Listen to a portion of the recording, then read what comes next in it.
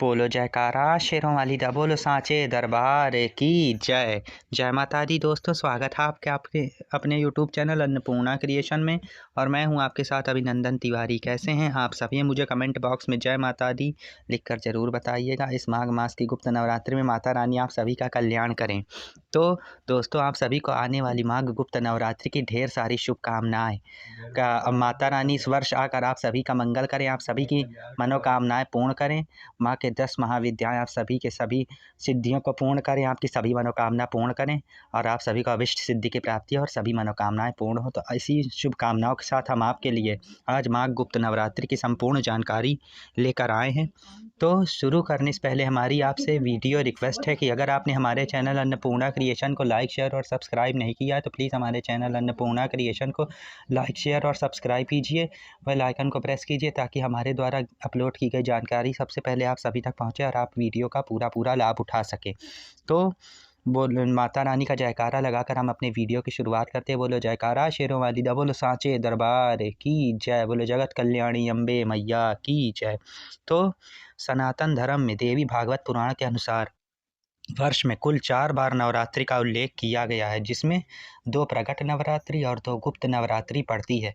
तो प्रकट नवरात्रि में जहां माँ दुर्गा के 9 स्वरूपों की विधि विधान से 9 दिनों तक पूजा अर्चना करके अष्टमी और नवमी के दिन हवन और कन्या पूजन करके भक्त अपने व्रत को पूर्ण करते हैं, वहीं गुप्त नवरात्रि में पूरे 10 दिनों तक माँ भगवती की 10 महाविद्याओं की पूजा अर्चना करके उनकी उपासना करके दशमी के दिन अपने पूजन को संपन्न करके पूर्ण आहुति के साथ कन्या पूजन करके अपने व्रत को पूर्ण किया जाता है। जहाँ सामान्य नवरात्रि 9 दिन की होती, वही गुप्त नवरात्रि 10 दिनों तक मनाया जाने वाला त्यौहार है। तो हिंदू धर्म में नवरात्रि का विशेष महत्व है। नवरात्रि में माँ दुर्गा के 9 स्वरूपों की पूजा अर्चना की जाती है। पूरे 9 दिन तक भक्त देवी माँ की भक्ति में लीन रहते हैं। बता दें पूरे वर्ष में 4 बार नवरात्रि मनाई जाती है। यह नवरात्रि चैत्र मास, आश्विन मास, आषाढ़ मास और माघ मास में पड़ती है। माघ मास की नवरात्रि को गुप्त नवरात्रि कहते हैं और आषाढ़ मास की नवरात्रि को भी गुप्त नवरात्रि कहते हैं। साल में 2 बार गुप्त नवरात्रि और 2 बारी प्रकट नवरात्रि आती है। तो पूजन चारों नवरात्रियों का सभी भक्तों के लिए सामान्य रहता है। देवी माँ की जैसे सामान्य नवरात्रि में माँ के 9 स्वरूपों की पूजा अर्चना की जाती है, वहीं गुप्त नवरात्र के दौरान माँ भगवती की 10 महाविद्याओं की गुप्त साधना की जाती है। ये 10 महाविद्याएं इस प्रकार हैं: माँ काली, तारा देवी, छिन्नमस्तिका, माता षोडशी, भुवनेश्वरी, त्रिपुर सुंदरी, भैरवी, धूमावती, बगलामुखी, मातंगी और कमला देवी। ये माँ की 10 महाविद्याएं हैं। कहते हैं कि इन 10 महाविद्याओं की पूजा करने से अभिष्ट सिद्धि की प्राप्ति होती है और मनुष्य को विशेष सिद्धियां प्राप्त होती हैं और जीवन की सभी परेशानियों से छुटकारा मिलता है और व्यक्ति अंत में भवसागर से तर जाता है। तो माघ मास की गुप्त नवरात्रि इस वर्ष कब मनाई जाएगी, कब से शुरू होगी, घट स्थापना का क्या शुभ मुहूर्त है, इसके बारे में बात कर लेते हैं। तो माघ मास की गुप्त नवरात्रि 30 जनवरी यानी मौनी अमावस के अगले दिन से शुरू होगी। गुप्त नवरात्रि का समापन 7 फरवरी को होगा और इन्हीं गुप्त नवरात्रि की पंचमी तिथि को बसंत पंचमी का पावन पर्व भी मनाया जाएगा, जो माँ सरस्वती देवी को समर्पित है। माघ मास की यह नवरात्रि शक्ति उपासना के लिए बहुत श्रेष्ठ फलदायी मानी गई है।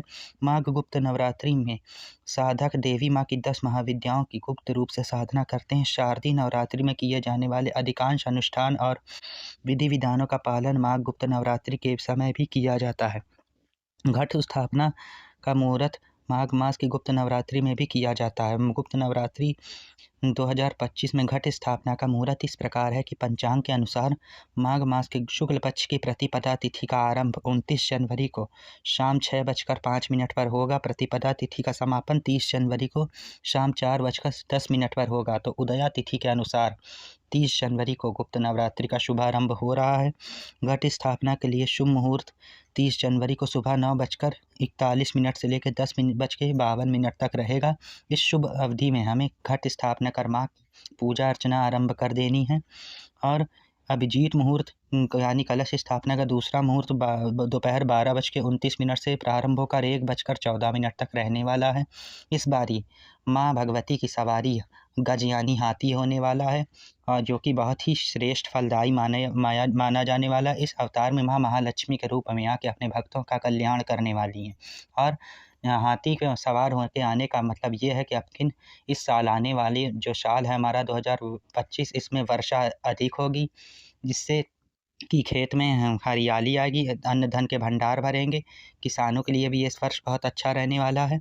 और जहाँ एक और ये शुभता का सूचक, वहीं थोड़ा दूसरी ओर उथल-पुथल और बीमारी का संकेत देने वाला भी ये वर्ष थोड़ा साबित होने वाला है। इसका ये मतलब इसका संदेश है। तो माता से हमें प्रार्थना करनी है कि माता हमेशा अपने भक्तों पे कृपा करती रहें, उनके सभी संकट दूर करती रहें और सभी के ऊपर अपनी कृपा बनाए रखें और सभी की मनोकामनाएं पूर्ण करती रहें। तो इस तरह से माघ मास के गुप्त नवरात्रि का समय घट स्थापना का रहने वाला। अब हमें पूजा विधि के बारे में थोड़ी सी बात कर लेते हैं। तो पूजा विधि इस प्रकार रहेगी, जैसे हम दोनों प्रगट नवरात्रि में पूजा करते हैं, उसी तरह से गुप्त नवरात्रि में भी सेम उसी तरह से पूजा होती है। आप सुबह सवेरे जल्दी उठकर स्नान कर लीजिए, सूर्योदय से पहले सूर्य देव को 1 लोटा जल अर्पित कर लीजिए।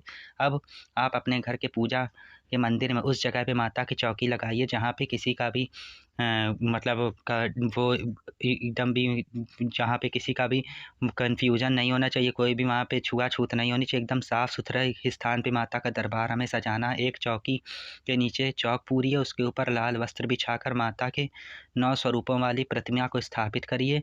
उनके दाहिनी ओर घट स्थापना करिए। और अगर आप जवारे बोना चाहते हैं, जवारे भी बो सकते हैं, लेकिन जवारों का इन नवरात्रों में महत्व नहीं होता। जवारों का महत्व ज़्यादातर चैत्र और शारदीय नवरात्र में ही होता है।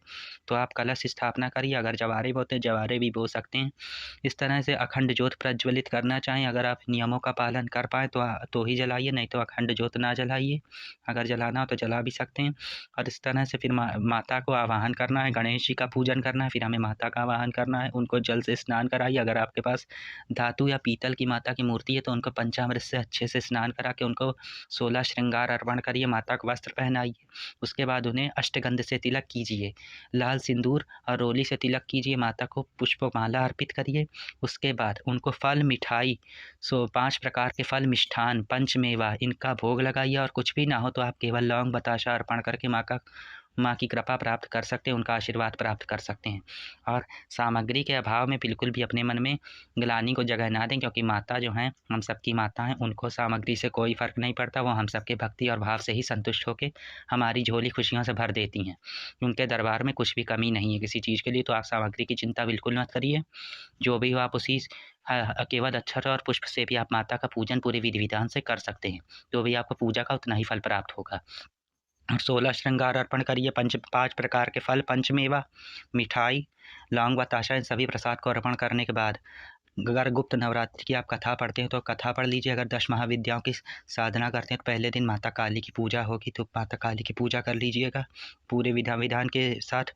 लेकिन उनकी पूजा की विधि थोड़ी सी अलग है, तो आप उसका वीडियो भी सर्च करके देखिएगा। उसका भी वीडियो हम आपको अपने चैनल पर देंगे आगे। तो इस तरह से पूजा करने के बाद हमें यज्ञ हवन की तैयारी करनी है। छोटा सा गाय के उपले को सुलगा कर उस पर 5 बारी घी की आहुति दीजिए। अग्निदेव का पूजन कर दीजिएगा छत पुष्प इत्यादि से। उसके बाद 5 बारी घी की आहुति दे दीजिए। गौरी गणेश के नाम की, शिव जी के नाम की आहुति दीजिए। फिर माता का जो बीज मंत्र है, नवाण मंत्र, यानी ओम ऐं ह्रीं क्लीं चामुंडा विच्चे, इससे 5, 9, 7, 21 जितनी आप आहुति करना चाहें कर दीजिए। उसमें फिर हवन को संपन्न करके उसमें जो आपने भोग प्रसाद अर्पण किया है माता को, वो भोग प्रसाद भी हवन में अर्पण कर दीजिएगा। थोड़ा थोड़ा मतलब लौंग बताशे का भोग लगा दीजिए। और आपके परिवार में जितने भी सदस्य हैं उन सभी के नाम से 2-2 लौंग के जोड़े यज्ञ में ज़रूर चढ़ाइए, क्योंकि नवरात्रि के हवन में लौंग की आहुति के बिना ये हवन पूर्ण नहीं माना जाता। तो लौंग की जोड़े के ज़रूर चढ़ा दीजिए। हवन को संपन्न करके माता की सपरिवार कपूर से आरती कीजिए। कपूर से आरती करिए। और आरती में आप कोई भी आरती कर सकते हैं। आरती में आप कोई भी आरती कर सकते हैं, जैसे ओम जय अम्बे गौरी मैया, जय श्यामा गौरी, तुमको निष्दिन सिद्ध्यावत हरि ब्रह्मा शिवरी, ओम जय अम्बे गौरी। और एक ये आरती कर सकते हैं, या फिर अम्बे तू है जगदम्बे काली, जय दुर्गे खप्पर वाली, तेरे ही गुण गावे भारती, ओ मैया हम सब उतारे तेरी आरती, ओ माता हम सब उतारे तेरी आरती। अगर इन दोनों में से कोई आरती आपको नहीं आती तो या देवी सर्वभूतेषु माँ शक्ति रूपेण संस्थिता नमस्तस्यै नमस्तस्यै नमस्तस्यै नमो नमः, इस आरती को भी आप गा सकते हैं। आरती के बाद 9 बारी परिक्रमा करके अपने पूजन को संपन्न करिए। और उसके बाद हाथ में दक्षिणा, पुष्प और अक्षत लेकर क्षमा प्रार्थना करिए। क्षमा प्रार्थना में हम इस मंत्र को बोलेंगे, मंत्रहीन भक्तिहीन विधिहीन क्रियाहीन गतिहीनम जनार्दनम यत् पूजनम मया देवी क्षमहुमं परमेश्वरम, आवाहन ना जानामि विसर्जनम, पूजन चैवं ना जानामि क्षमहुमं परमेश्वरम। अर्थात हे माँ, सब कुछ हमारे जीवन में दिया हुआ आपका ही है और हे भगवती आपका दिया हुआ ही हम आपकी पूजा में आपको समर्पित कर रहे हैं। जो भी हमसे भूल चूक हो गई हो, जो भी हमने कम ज़्यादा या ज़्यादा कम पूजा में अज्ञानतावश कर दिया है, माँ आप सभी की माँ हैं, आप हम सभी पे सदा दयालु रहती हैं। हम सभी के अपराधों को क्षमा करिए, जो भी हमारे से भूल चूक हो गई हो, हमारी भूल चूक को क्षमा करिए और हमारी सभी मनोकामनाओं को पूर्ण करिए और हमारे परिवार का सदा कल्याण करती रहिए। इस तरह से माता से पूरे ही श्रद्धा भाव से, प्रेम भाव से प्रार्थना करनी है, मन ही मन स्तुति करनी है कि माता आपके इस स्वरूप को ब्रह्मा विष्णु महेश भी आपसे पार नहीं पा पाते, लेकिन तो हम तो माँ साधारण से मनुष्य हैं। आप हमारी भक्ति से प्रसन्न होइए, हमारी सभी मनोकामना पूर्ण करिए और हम पर प्रसन्न होकर हमारी सभी इच्छाओं को पूर्ण करिए, हमारे घर में सदा विराजमान रहिए। इस तरह से माता से प्रार्थना करना है और पूजा के बाद इसी तरह से पूरे 9 दिनों तक माता की चौकी लगी रहेगी। अगर आप व्रत रखना चाहते हैं तो आप पूरे 10 दिनों तक व्रत रख सकते हैं और शाम को हमें फिर से माता की आरती करनी होगी। आरती करने के लिए पहले हमें, अगर आप कोई पाठ करना चाहते हैं तो पहले अपने ऊपर गंगा जल से शुद्ध हो जाएं। अगर अच्छा हो कि आप शाम के समय भी एक बार स्नान अवश्य रूप से कर लीजिए। स्नान करने के बाद गंगा जल छिड़क कर शुद्ध हो जाए, माता की चौकी पास आ जाइए और दुर्गा चालीसा, विंध्येश्वरी पाठ, दुर्गा सप्तशती का अगर पाठ करना चाहते हैं वो पाठ आप, या फिर माँ का कोई आप मंत्र जपना चाहते हैं तो नवरात्र में सबसे अच्छा मंत्र जपने के लिए है ओम ऐं ह्रीं क्लीं चामुंडाय विद्महे, यानी नवार्ण मंत्र का ज़्यादा से ज़्यादा आप 1000 बार जप कर लीजिए। 1008 बार रोज इस मंत्र का जप करिए तो सर्व सिद्धि प्राप्त होती है। माँ सबसे ज़्यादा प्रसन्न होकर अपने भक्तों का कल्याण करती है। तो आप नित्य नवार्ण मंत्र का जप करिए और उसके बाद माता की शाम को भी हमें आरती करनी होगी कपूर से और दीप से। माँ की आरती करनी होगी। कपूर में 4 लौंग के या 9 लौंग के जोड़े चढ़ा दीजिएगा और 9 लौंग के जोड़े और कपूर को प्रज्वलित करके माँ की आरती करनी होगी। आरती करने के पश्चात हमें क्षमा प्रार्थना करनी होगी और पूजा के अंत में हमें सुहाग विधि भी करनी होगी। तो माता से हमें 9, 7, 11 या 21 बार सिंदूर से लगाकर, सिंदूर माता के माथे से लगाकर अपने मांग में संजो लेना है और इस तरह से माता से 9, 7 या 21 बार लेकर सुहाग विधि की जाए। अंत में हमें माता अगले दिन हमें सुबह उठकर इसी तरह से माता का पूजन करना है। पुराने फूल पत्तियों को हटा देना है। फिर माता को स्नान करा के हल्दी चंदन से तिलक करेंगे, कुमकुम सिंदूर से तिलक करेंगे, अच्छा चढ़ाएंगे, फूल चढ़ाएंगे, लाल फूल, गुड़हल के फूल। आप नित्य माता को गुड़हल के फूल अर्पित कर दीजिए, माता को बेहद प्रिय हैं। गुड़हल के फूल चढ़ा दीजिए, अगियारी कर दीजिए, भोग प्रसाद चढ़ा दीजिए, फल चढ़ा दीजिए। और अगियारी करने के बाद माता की कपूर और दीप से आरती कर लीजिए और जो भी आप पाठ करना चाहते हैं, मंत्र जपना चाहते हैं, वो मंत्र जप लीजिए और पाठ कर लीजिए। इस तरह से हमें पूजन को रोज़ इसी तरह से सुबह शाम बहुत ही साधारण सा पूजन होता है। बस पहले दिन हमें घट स्थापना की वजह से थोड़ा सा समय लगता है, फिर बाकी दिन हमारी पूजा सरल हो जाती है। और 7 फरवरी 2025 को हम कन्या पूजन और हवन करके अपने गुप्त नवरात्रि के व्रत को पूर्ण करेंगे। तो हमें इसी दिन अपने व्रत का समापन करना होगा कन्या पूजन और हवन के बाद। तो इस तरह से हमें अपने गुप्त नवरात्रि का पूजन करना है। तो आने वाली गुप्त नवरात्रि आप सभी के लिए मंगलमय हो, शुभमय हो। आप माता रानी आप सभी का कल्याण करें, आप सभी की मनोकामना पूर्ण करें और धराधाम पर आकर हम सभी के पूरे विश्व का कल्याण करके अपनी कृपा से सभी को कृतार्थ करें। तो आशा करते हैं आपको हमारा वीडियो अच्छा लगा होगा। अगर आपको वीडियो अच्छा लगा तो प्लीज़ हमारे चैनल अन्नपूर्णा क्रिएशन को लाइक, शेयर और सब्सक्राइब कीजिए, बेल आइकन को प्रेस कीजिए, अपने ज़्यादा से ज़्यादा मित्रों तक वीडियो को शेयर कीजिए, कमेंट बॉक्स में जय माता दी लिख कर भी भेजिए। माता रानी आप सभी का कल्याण करें।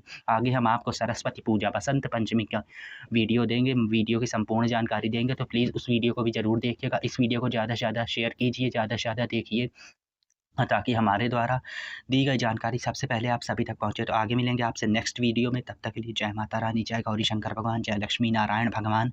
ओम नमः शिवाय, जय श्री राधे कृष्णा, हर हर महादेव।